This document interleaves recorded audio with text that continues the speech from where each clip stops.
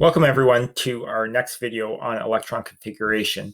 And in this video, we have one straightforward task. Learn how to write the electron configurations for atoms or for ions. Now, this notation, electron configuration, is a method of representing the number of electrons found in each sublevel for an atom or for an ion. And we'll learn how to do it by looking at an example. So carbon has an electron configuration 1s2, 2s2, p2. So let's break that apart and look at all the different components of that notation. So here I have my example once again at the top. We see that we have numerical coefficients, the 1 and the 2 there. Those represent the main energy levels. Then you can see it's followed by one of the sublevel designations, S, P, D, or F. In this case, we just have S and P. And then we have an exponent, which is not an exponent in the mathematical step, more of a superscript. But this exponent represents the number of electrons in the sublevel. So in this example here, this notation is telling us at the first energy level, there's an S sublevel, and in that S sublevel, there are 2 electrons. The next 2 electrons are found in the second energy level in an S sublevel. And then we have a P sublevel with 2 electrons in it. So it tells us we've got 2 electrons in the 1s sublevel, 2 electrons in the 2p sublevel, 2s sublevel, and then 2 electrons in the 2p sublevel.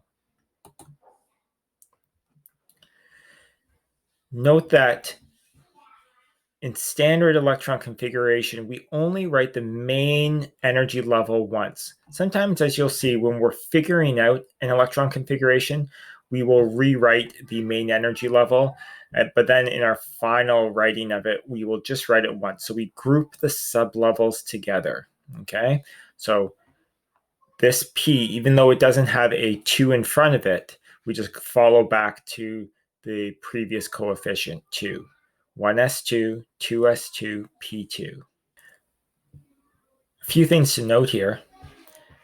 First, the sum of the exponents is equal to the total number of electrons within an atom. Carbon, 2 plus 2 plus 2, 6. Carbon has an atomic number of 6 electrons. Note that the highest coefficient, 2, indicates the period that that element is found in. And finally, we will write the main energy levels from lowest energy level to highest energy level. And then within that main energy level, we'll write the sublevels from S, P, D, and F. How do you phrase this? Just give me a second. We'll see that the order of the sublevels, as we write it in electron configuration, does not always match the order that those electrons fill those sublevels, but we will write it in that way for sake of consistency, and it just makes reading the electron configuration a little bit easier. Let's now take a look at a few examples of doing these electron configurations from the periodic table. Let's do a few examples on writing down electron configuration. My first example here is phosphorus. Phosphorus, although it's not shown on this periodic table, is element number 15. So I'll just write it in there. So a few things that are handy before starting out. Let's remember that phosphorus as element number 15 is going to have 15 electrons. Recall that the period that an element is in will tell us the highest sublevel. So here phosphorus is in the 3rd period, and phosphorus is over in the P block. So that tells me the highest energy sublevel is going to be 3p. That's helpful because it tells me where I need to stop. Okay, so we start off.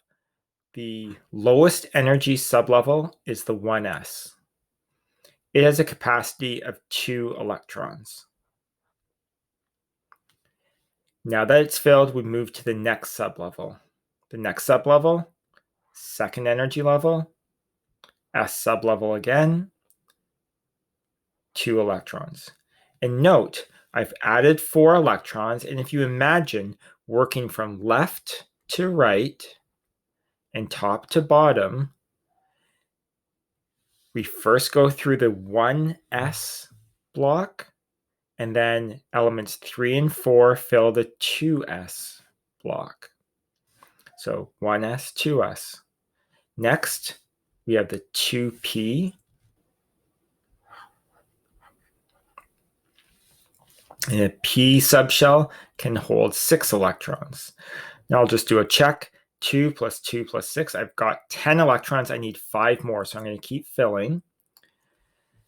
After I reach the end of the 2p block, I need to start a new period or a new energy level, and that's going to be the 3s sublevel.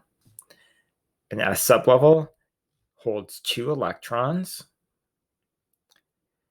And now I'm in the sublevel where I know I need to stop. There's phosphorus right there. Phosphorus is 1, 2, 3 elements in the 3p sublevel. So we'll write it as 3p3.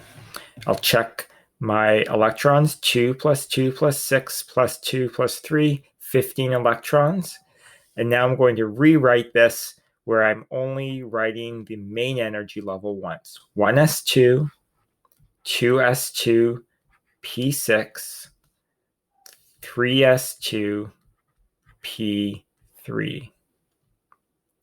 So note the connections between the periodic table and the electron configuration. Phosphorus, third period, its highest energy level, 3.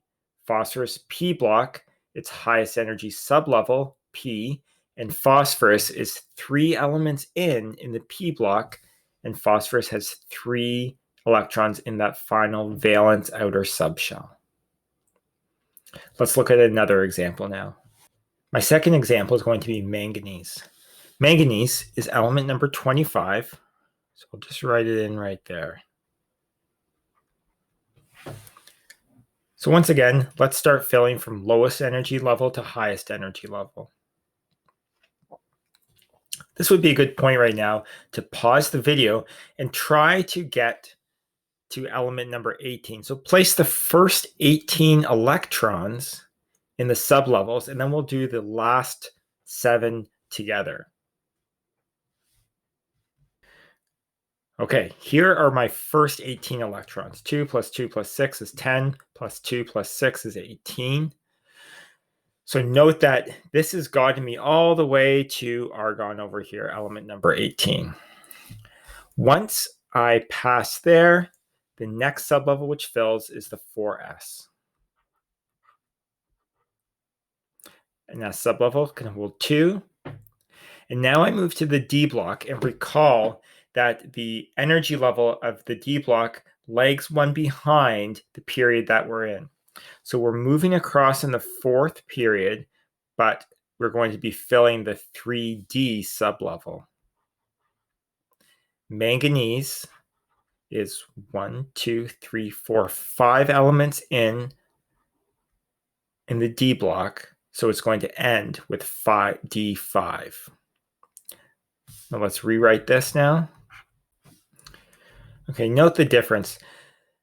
When I wrote out the electron configuration just to figure out how many electrons and which sublevels are present, I just wrote everyone with the coefficient in the order that they fill. When I write it as my electron configuration, I'm only writing the main energy levels once, and I group all of the sublevels, S, P, D, with that main energy level. So even though the 4s fills before the 3d, we're going to group it there together. Just makes reading and writing it a bit easier.